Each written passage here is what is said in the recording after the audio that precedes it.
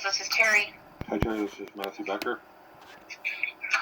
Thank you for calling back. I appreciate us being able to connect. You had some concerns about supervision and what has been done, I believe, over the last few years, if I remember correctly.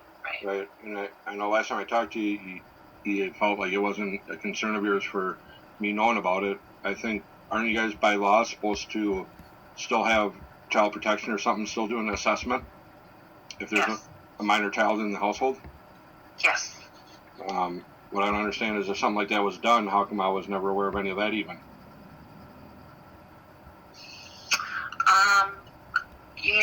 I'm not sure what child protection's process is, so I don't really want to speak to it. My guess is that similar, and I'm sure that this is how I explained it last time as well, but when you're dealing with, for me on this end, with probation, knowing that there was a minor involved, and this is true with any of my cases, I'm just speaking generally. Right. I don't always have the benefit of knowing if there's another parent that has any legal custody, physical or joint or whatever. So when we know that, when we have that information and that contact, what we do is follow up, because I agree with you. I think both parents need to be in a position to have a say in what they want for their child. I know that Mr. Watney has been on for a period of time. He's been on with me for a period of time. And then looking back at it, I know that we didn't always do that way. When I started doing this in the 90s, I think we're getting better at what we do. I can't speak to that specific case, but in that time frame. Well, but yes, child protection is notified if there's any registered offender that has contact with their children or is living with minor children. That's Minnesota statute. Then they will go ahead and reach out to the parent, and if they don't know if there's another parent, like I said, I'm not sure if they investigate that further. I don't understand, like, you being a probation officer, knowing that he was not even supposed to be around his own kids unless they're supervised, that here he's, you know what I mean? And obviously, you know, it's not his kid, so once you normally question, like, well, who's a parent of the kid here that's under the roof? I mean... So we have a number of things, and again, just speaking generally, I know that this is tough, but I just want to protect, like, personal information, confidentiality. Right. So when clients come in on sex offenses, there, again, is like a whole bunch of process stuff that's in place, right? So it starts with getting them in treatment, passing polygraphs, self-disclosure, working through, acknowledging what happened, there's this whole big process.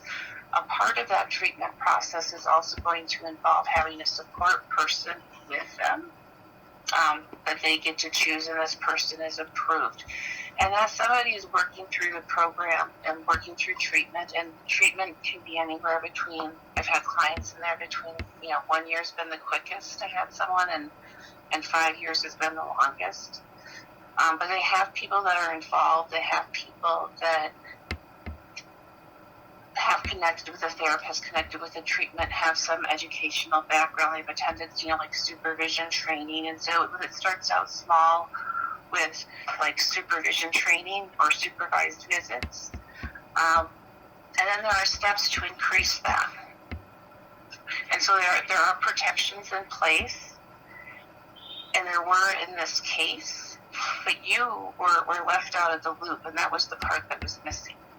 Well, that's what I'm saying, is like, I like, that would have been a huge impact and a change of everything by her hiding all that. And I think she was supposed to, like, she's supposed to notify me of any changes of schooling. Like, I haven't seen my daughter, talk to my daughter in like 17 years. And like, I filed papers so many times. They told me I couldn't even file papers anymore, that I was just being vindictive. But like, I was filing papers to see my daughter, and not once did they force the visitation or force her to bring the kid, or they just, all they care is, well, you pay child support and maybe you might get rights, and that. And then I find this stuff out. It, like, I mean, how how is it even hidden? You know what I mean? Like, I don't understand why no one would have reached out to me or sent me a letter or contacted me to make me aware of it. If I have joint legal custody legally, I don't understand why I was never notified. You know what I mean? We don't do. Yep, I do. And we don't do background checks on people. Like when my clients get into a relationship or whatever the case may be, you know, I meet that person, but I can't run a background check on them. I don't do that stuff. So a lot of it is information that we receive. Well, it's not about you know what I mean? It's not about you doing a background check on them. It's about there's a minor child in the house, so that would raise a concern to you guys. And once you, that's what I'm talking like. Right. So we still wouldn't do any kind of background checks. We still wouldn't be, you know, questioning. Like, it seems silly to say this right now, but I mean, to be honest, I don't know if I've said, you know, I can't say for sure that was always part of protocol. Is there another parent involved? Like I said, I think we do that now, but I'm sorry, it's been over 20 years since I know that our policies and how we do things have changed. Well, when did that policy change? Well, so policies is probably a strong word. It's more guidelines. It's more how we operate. And I think that whenever things come up, issues that need to be addressed, I think in any situation we really get to take a look at what we could do better and what we could do differently. So it wasn't that there wasn't things in place to protect your daughter. It was just a piece that we didn't know about you. We didn't check to see if there was another parent. I don't possibly. That's what you know what I mean? Well, I don't understand how come you guys don't though. If you know there's a minor child and it ain't his, like, isn't that like a concern? Like, okay, well, you know, who's the other party to this child? I mean, it is a concern, but those are also concerns that when we talk about people and their treatment, like what are the risks? I mean, absolutely, it doesn't mean that we're investigating that family and the members. And I hear what you're saying, and I don't think I'm disagreeing necessarily that we like everybody involved. I just don't think that it is. Well, I mean, who determines, like, an investigation I decide that he's a risk or not a risk? I mean, is there really a decision on that, like, to say whether someone's a risk or not? I think he would be a risk if I find out he wasn't even supposed to be around his own kids unless you're supervised. But then he was living under the same roof of my own daughter, and there was times where information, without giving too much, sir, some of that information isn't entirely accurate. I know that you said that they've been living under the same roof for 17 years, and that's not accurate. Well, okay, maybe 15 years. I mean, they're married. They've been married for the past, 10 years. So, I mean, they've been living under the same roof for at least 15 years. I mean... So, and I can't really speak to things. Well, I know, but I mean, they've been living under the same roof since you were his probation officer. So what I hear your concern is that you're left out of the process, and at this point, you just want answers, and I'm not giving them to you. I mean, like, this is the best I've got, but if you would like, I can certainly give you my supervisor's name and phone number if you want to follow up with him. Yeah. He's been with the department in this unit for a number of years as an agent and as a supervisor, and he would certainly be open to, hearing your concerns. All right. Okay. Yeah. And I don't want you to feel, hey, that's my number, sir. I certainly don't want you to feel like I'm passing the buck. I recognize that you're frustrated, and I'm sorry that I don't have a better answer for you.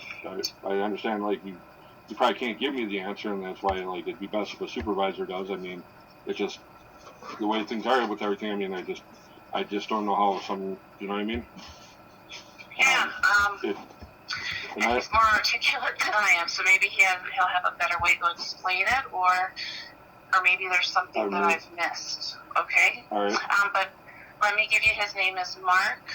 Mel is his last name, MEHL. And his phone number, his office number is 651-554-6655.